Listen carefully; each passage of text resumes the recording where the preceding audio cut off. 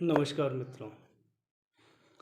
यह वीडियो समर्पित है मेरे उन सभी मित्रों को जो यह महसूस करते हैं कि उन्हें बहुत अधिक गुस्सा आता है और यह उनके लिए एक ऐसी समस्या बन गया है जिसका उपाय अभी तक वो करने में सफल नहीं हुए हैं। बहुत से प्रयोग करने के बाद अब वो हार या निराश हो गए हैं और विशेष रूप से समर्पित है हमारे ही विभाग की एक अध्यापिका है ममता अंकित जी को, जिन्होंने अभी एक वीडियो गुस्से पर काबू पाने के लिए बनाया था, जिनसे प्रेरित होकर मुझे लगा कि मुझे भी कुछ बनाने की आवश्यकता है। दोस्तों, क्रोध नियंत्रण, गुस्से पर काबू पाना, एंगर मैनेजमेंट के बहुत सारे प्रयास होते रहे हैं। इसी क्रम में हमारे पास बहुत सी कहानियों और घटनाओं का संग्रह है जिनमें क्रोध के अति भीषण परिणामों का वर्णन है और अंत में पश्चाताप है। इसके अतिरिक्त क्रोध पर काबू पाने के सुझावों की लंबी सूची है, जिसमें से कुछ सबसे महत्वपूर्ण: क्रोध आने पर उल्टी गिनती गिनना, गुस्सा आने पर किसी इष्ट का ध्यान करना, क्रोध आने पर ठंडा पानी पीना, माइंड डाइवर्ट करना, जिस पर गुस्सा आ रहा है उसकी अच्छी बातों को याद करना, और भी बहुत सारे तात्कालिक उपाय बताए जाते हैं।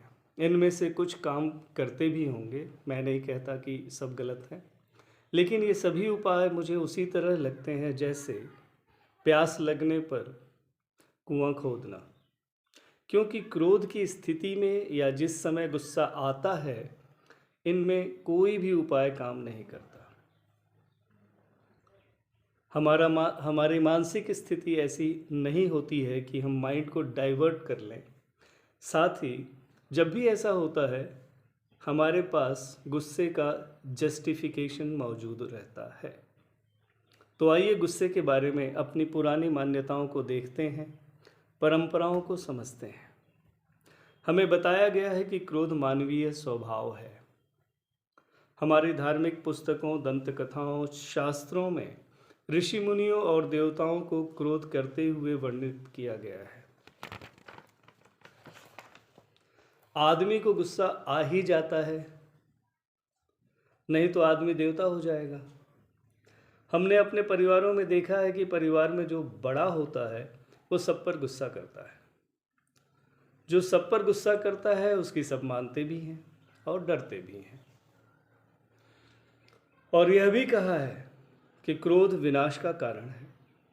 क्रोध के समय विवेक काम नहीं करता। यदि ऐसा है तो उपायों का क्या होगा? अब तक की बातों से यह एहसास हो रहा होगा कि आखिर इसका उपाय क्या है, कैसे बचें इससे। अब आपके सामने मैं मध्यस्थ दर्शन सह-अस्तित्ववाद, जिसके प्रणेता श्रद्धेय श्री ए नागराज जी हैं, का प्रस्ताव बहुत संक्षिप्त में रख रहा हूँ। मध्यस्थ दर्शन को समझने समझाने के लिए देश में विभिन्न स्थानों पर जीवन विद्या परिचय शिविर के रूप में 7 दिनों के आवासीय शिविर आयोजित किए जाते हैं, जहां संपूर्ण जीवन को समझने के लिए सिलेबस के रूप में संसार क्या है, मैं क्या हूँ, करना क्या है को तार्किक रूप में रखा जाता है। क्रोध के बारे में मैंने जो समझा है, क्रोध को नियंत्रित नहीं करना है अपितु समझना है। ऐसा करने से नियंत्रण का दबाव नहीं रहता और जैसे समझ स्थिर होती है वैसे क्रोध आना बंद हो जाता है। क्रोध क्या नहीं है? क्रोध मानवीय स्वभाव नहीं है। कैसे? स्वभाव का अर्थ होता है स्वीकृत भाव, वो भाव जो सबको स्वीकार हो, एक समान स्वीकार हो। इस आधार पर क्रोध को देखते हैं।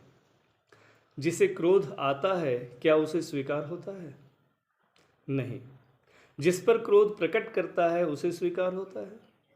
नहीं। क्रोध करने वाला भी पश्चाताप करता है। जिस पर क्रोध किया जाता है जिस पर क्रोध प्रकट किया जाता है वो भी दुखी होता है। यदि ऐसा ही है तो यह स्वभाव तो नहीं है। तो क्या है क्रोध? क्रोध हमारी अक्षमता का प्रदर्शन है। जब भी हम किसी पर्टिकुलर सिचुएशन को हैंडल नहीं कर पाते हैं और सिचुएशन को हैंडल न कर पाने की अक्षमता ही क्रोध के रूप में व्यक्त होती है। दूसरों की अयोग्यता से प्रभावित न होना ही स्वयं की योग्यता है। किसी ने कोई ऐसा कार्य किया जो उसे नहीं करना था और मैं उससे प्रभावित हो गया तो क्या हुआ? तो पता चला कि मैं पीस स्टेट ऑफ माइंड के साथ था, जबकि बच्ची ने कार पर स्क्रैच मारने की योग्यता नहीं की, लेकिन उसके इस कार्य ने मेरे स्टेट ऑफ माइंड को पीस से एंगर में चेंज कर दिया। तो पता चला मेरा स्टेट ऑफ माइंड मेरे कंट्रोल में नहीं है, क्योंकि दूसरा इसे कभी भी प्रभावित कर देता है, बदल देता है। तो मेरा रिमोट कंट्रोल हमेशा दूसरे के हाथ में है और मैं पर नियंत्रित हूँ। इसे जांचने की आवश्यकता है। आइए देखते हैं हमें क्रोध कब कब आता है। जब कोई बात नहीं मानता, यदि रूप बल धन पद में हमसे कम है तो, जब बच्चा पढ़ता नहीं है, जब बच्चे के अंक आपकी उम्मीद से कम आते हैं, जब बच्चे से पढ़ाई से संबंधित आप कुछ पूछते हैं और वो नहीं बता पाता है, जब बच्चे से कुछ टूट जाए,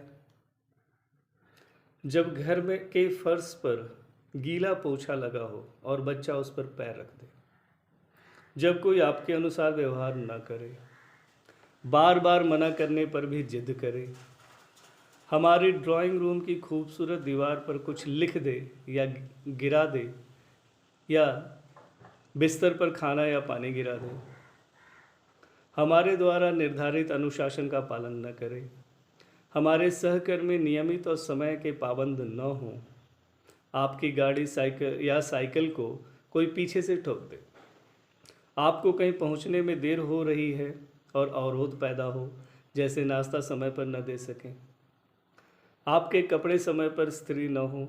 ऐसी हजारों परिस्थितियां हो सकती हैं, परंतु इन सभी परिस्थितियों में उत्पन्न क्रोध मानव के पास पाए जाने वाले 4 प्रकार के भय महत्वपूर्ण है। प्राण भय, धन भय, पद भय, मान भय का रूपांतरण है। बिना भय मुक्ति के आपका क्रोध नियंत्रित हो जाए तो शुभकामनाएं।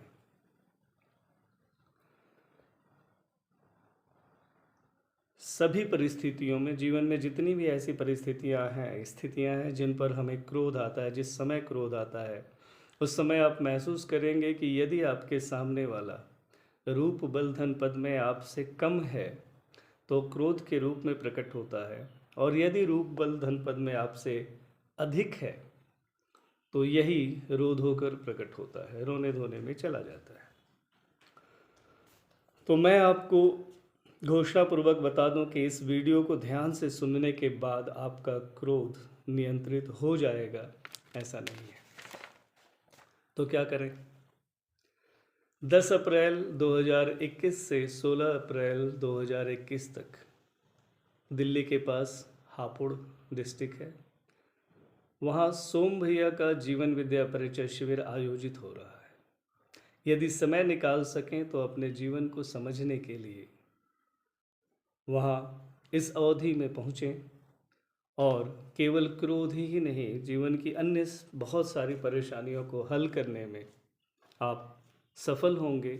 ऐसी शुभकामना के साथ नमस्कार, धन्यवाद।